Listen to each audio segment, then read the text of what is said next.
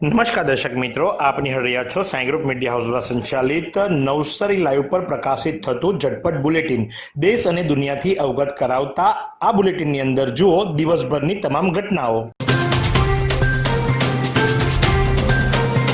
નવસારીની ઇનરવ્હીલ સંસ્થા દ્વારા દીકરીઓને સર્વાઇકલ કેન્સર રોકવા માટે વેક્સિન આપવામાં આવી। તારીખ 16/11/2024ના રોજ Rana nursing home railway station પાસે નવસારી ખાતે 11 દીકરીઓને સર્વાઇકલ કેન્સર રોકવા માટેની રસીનો પહેલો ડોઝ આપવામાં આવ્યો। ક્લબ પ્રેસિડેન્ટ નૂતન શાહ, સેક્રેટરી રક્ષાબેન દ્વારા સુંદર આયોજન કરવામાં આવ્યું હતું। ક્લબની બહેનો મહારુખીબેન કોલ્હાલ, ડૉક્ટર તેજલબેન દેસાઈ, બીનાબેન દેસાઈ, મીનાબેન ઝવેરી, મીનાબેન કોઢારી, કીર્તિબેન કાપડિયા, પૂર્વીબેન નાયકા અને જિગીશાબેન ભટ્ટ વગેરેએ રસી ખરીદવા માટે દાન આપ્યું હતું। બહેજ પ્રાથમિક શાળાની 4 બહેનોની કમાલ રેલી રેસમાં કાંસ્યચંદ્ર હાંસિલ કર્યો। ખેરગામ તાલુકાની બહેજ પ્રાથમિક શાળાની 4 બહેનોએ school games federation of India આયોજિત રાજ્ય કક્ષાની સ્પર્ધા પંચમહાલના ગોધરામાં નવેમ્બર 14 અને 15મી તારીખે યોજાયેલ, જેમાં ભાગ લીધો હતો। મુખ્ય દોડવીર પ્રેઝીની ટીમમાંથી એક ખેલાડી પડી જવાથી બહેજની બાળાઓએ ત્રીજો ક્રમાંક વિજેતા બની કાંસ્યચંદ્ર પ્રાપ્ત કર્યો હતો। જો અવરોધ ના થતા તો પ્રેઝી ટીમ પ્રથમ ક્રમાંકે બની સુવર્ણચંદ્ર મેળવતે। લાલવાણી પરિવાર 5 દિવસીય અતિરુદ્ર યજ્ઞ કરશે। નવસારી વિભાગના અનેક સેવા કાર્યો, સંસ્થાઓ અને સંકળાયેલ દાનવીર સમસ્ત લાલવાણી પરિવારના મોભી પ્રેમચંદ્રભાઈ પ્રભુમલ, લાલવાણી પરિવાર સદ્ર માતા કૌશલ્યાબેન અને સદ્ધત પિતા પ્રભુલાલ સ્મરણ પુણ્યતિથિ તારીખ 21 થી 25 નવેમ્બરમાં સિસોદરા કચોલી ગામે પોતાના કૈલાસ ફાર્મ હાઉસ અતિરુદ્ર મહાયજ્ઞનું આયોજન સવારે 7 થી સાંજે 7 દરમિયાન યોજાયું છે।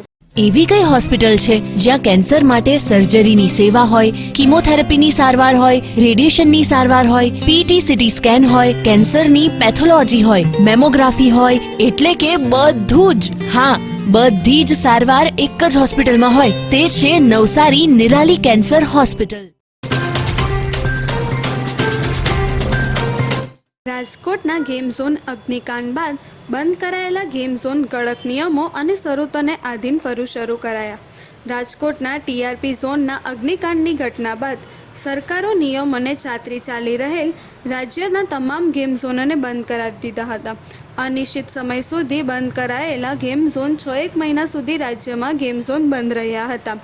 જો કે હવે રાજ્યભરમાં ગેમ ઝોન સંબંધિત નિયમોનું કડક પાલન સાથે ગેમ ઝોન ક્રમશઃ શરૂ થઈ રહ્યા છે। દિવાળીની રજાઓના આખરી દિવસો બાળકો અને મોટેરાઓ ગેમ ઝોનમાં જઈ મજા માણી હતી। બીજી તરફ 6 મહિનાથી બંધ પડેલ ધંધો ફરી શરૂ થતાં ગેમ ઝોનના સંચાલકો પણ હાશકારો અનુભવ્યો છે। વિજલપોર રેલવે ફાટકની પૂર્વ તરફ સિંગલ પટ્ટી માર્ગના કારણે લોકોમાં હાલાકી। નવસારી વિજલપોર પાલિકાની હદમાં આવેલ વિજલપોર રેલવે ફાટક નજીક છેલ્લા 1 વર્ષથી વધુ સમયથી રેલવે ઓવરબ્રિજ બનાવવાની કામગીરી ચાલી રહી છે। હાલમાં વિજલપોરના આ રેલવે ફાટક નજીક 1 વર્ષ કરતાં વધુ સમયથી રેલવે ઓવરબ્રિજ બનાવવાની કામગીરી ચાલી રહી છે। આ કામગીરી અંતર્ગત હાલમાં રેલવે ફાટકના પૂર્વ ભાગમાં ઓવરબ્રિજના એપોચો રોડના પિલરો ઊભા કરી દેવાયા છે। બીજી તરફ પાલિકા જરૂરી લાઈનો નાખવા માટે કામગીરી ચાલી રહી છે। પાલિકા દ્વારા પાઇપલાઈનો નાખવા થયેલ ખોદકામ દરમિયાન નીકળેલ માટી રસ્તાની બંને તરફ નાખવામાં આવી હતી, તેમજ આ કામગીરીમાં જરૂરી સાધન સામગ્રી પણ સ્થળ ઉપર જ મૂકવામાં આવી હોવાથી આ માર્ગ સિંગલ પટ્ટી બની રહ્યો છે, જેથી વાહન ચાલકો માટે મુશ્કેલી ઊભી થઈ રહી છે। મટવાડ હાઈવે ઉપર અજાણ્યા વાહન અડફેટે 2 યુવાનની મોત। 24 કલાક વાહન વ્યવહારથી વ્યસ્ત રહેતા national highway number 48 Matwad highway ઉપર અજાણ્યા વાહનની અડફેટે મોટરસાઇકલ સવાર મટવાડ ચડતા સુરતને 2 યુવાન કરુણ મોત। નીપજતા એરટાઈ ફેલાઈ ગઈ હતી. બનાવની વિગત એવી છે કે સુરતથી 4 મિત્રો 2 મોટરસાઇકલ ઉપર દમણ ફરવા જતા હતા. 6:30 કલાકે નીકળ્યા હતા. તેઓ સવારે 9:30 કલાકે પહોંચ્યા બાદ સાંજે સુરત તરફ ફરી રહ્યા હતા.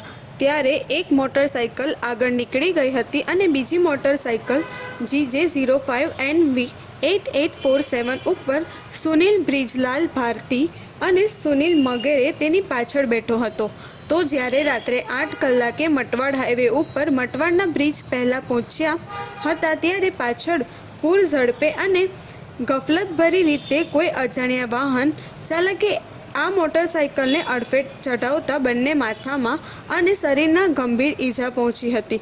ઘટના સ્થળે જ કમકમાટી ભર્યું મોત નીપજ્યું હતું અને વાહન ચાલક ત્યાંથી ભાગી છૂટ્યો હતો. આ ઘટનાની જાણ થતાં હાઈવે પેટ્રોલિંગ કર્મચારીઓ અને એમ્બ્યુલન્સ પણ આવી પહોંચી હતી. आइसक्रीम हमारे यहाँ रोज चाहिए और वो भी रिफ्रेश के आइसक्रीम मिक्स 5 से ज्यादा वैरायटीज सर्च करो, क्लिक करो, लाइफ को रिफ्रेश करो.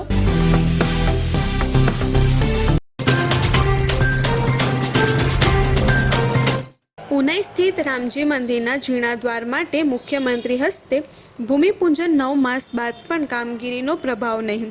દક્ષિણ ગુજરાતના ઉનાઈ ખાતે મુછાળા રામ લક્ષ્મણનું મંદિર આવેલ છે.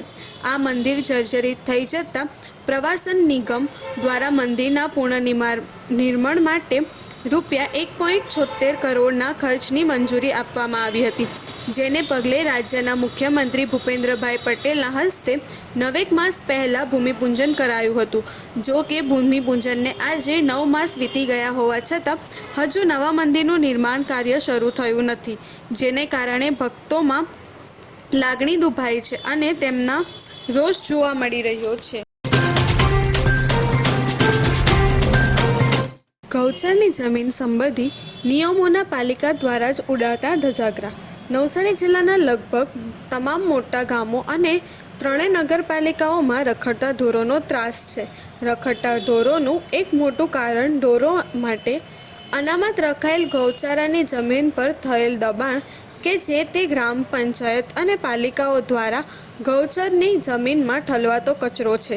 આ અંગે સંબોધિત તંત્ર સામે વારંવાર રજૂઆતો થતી રહે છે, પરંતુ તંત્રના બહેરા કાને આ રજૂઆતો અથડાતી નથી. છેલ્લા 3-3.5 દાયકાની ચાલી આવતી ગૌચર જમીન પર દબાણ અને જે તે પાલિકા ગ્રામ પંચાયતનો કચરો ઠલાવવાની સ્થિતિ આજે પણ અગાઉ જેવી જ છે. તમારા કોઈ પણ પ્રસંગનું લાઈવ પ્રસારણ કરવા, વિડીયોગ્રાફી, ફોટોગ્રાફી માટે સંપર્ક કરો સાઈ ગ્રુપ મીડિયા હાઉસ 9824357557.